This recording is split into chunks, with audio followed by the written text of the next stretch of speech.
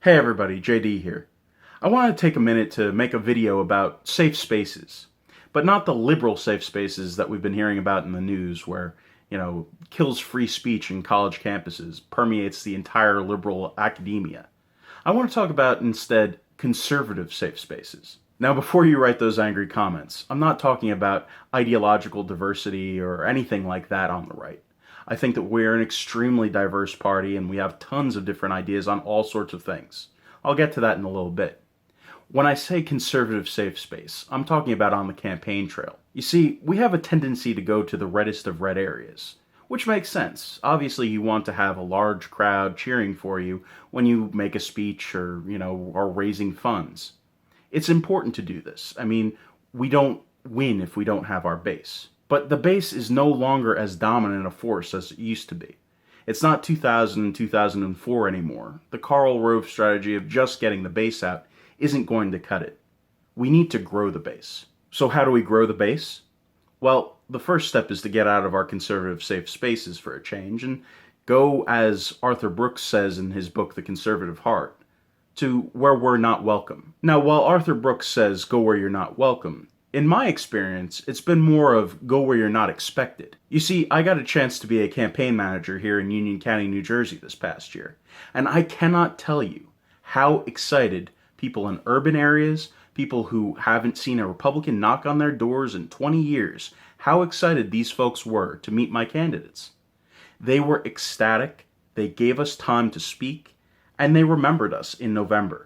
This is something that is extremely huge that we need to do in the future, and something that we need to do at all levels. That's why I was very excited when my friend Prairie Dog SD sent me a video from the Rand Paul campaign. In it, Rand went to a barbershop called the Hairport in Waterloo, Iowa, and he met with black leaders there. He talks with them about all sorts of different issues, that ideological diversity that I was talking about before, but the interaction between him and the black leaders there was extremely great. It's something that I'm going to put up here just in a second. Here's a clip.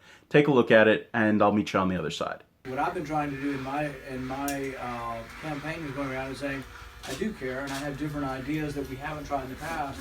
And guess what? Some of the old ideas haven't worked, so why don't we try some new ones? To our community and talk about things that are practical and relevant to us.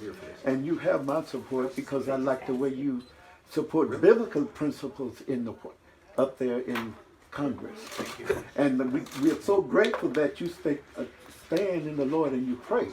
Thank you. So I speak on behalf of the other clergymen, Pastor McClung and the other pastor that is here. And we have a minister over in the corner over there, Minister Stephen Banks. This is Stephen Banks. We have everybody in here is ministers, but we have some ministers there. So we would just like to take time to pray for your success. And we're so grateful that you took time to come. Rand Paul had a great discussion on stuff like the drug war, criminal justice reform, economic freedom zones. Those are great. Now, these ideas are by no means mainstream when it comes to the Republican primary field. But does Rand Paul have some sort of exclusivity where he's the only person who can go to the Hairport in Waterloo, Iowa and talk to people about ideas? No. In fact, it doesn't have to be about criminal justice reform. It doesn't have to be about economic enterprise zones, and it doesn't have to be about ending the drug war. People care when you show up and talk to them. I can tell you if Carly Fiorina knocked on a black person's door in Waterloo, Iowa and started up a conversation about education reform, there would be a huge discussion there. If Dr. Ben Carson knocked on a Latina's door in Roselle Park, New Jersey and wanted to talk about national security, I'm telling you, she would listen. It's just about going to these places, talking to people, and letting them know that you're listening to what they have to say. That's how you broaden the base.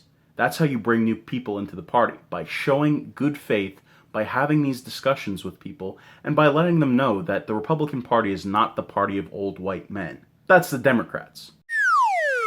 We have an excellent slate of candidates in 2016, and they will only benefit by learning from each other. Rand has done something really good in this video from Iowa, and I hope our party leaders and our candidates are watching. We need to get better at selling freedom and liberty, and this is how you do it. Thanks guys for watching my second vlog on Free Radical Network. If you liked it, please share it and give us a like over at facebook.com/Free Radical Network. and follow us on Twitter at FreeRadicalNet. You can also follow me at NJJDB on Twitter. And thanks for watching. Thanks for the support. Thanks for all the Google pluses and the tumbles on Tumblr. And I hope to see you guys again soon. Thanks.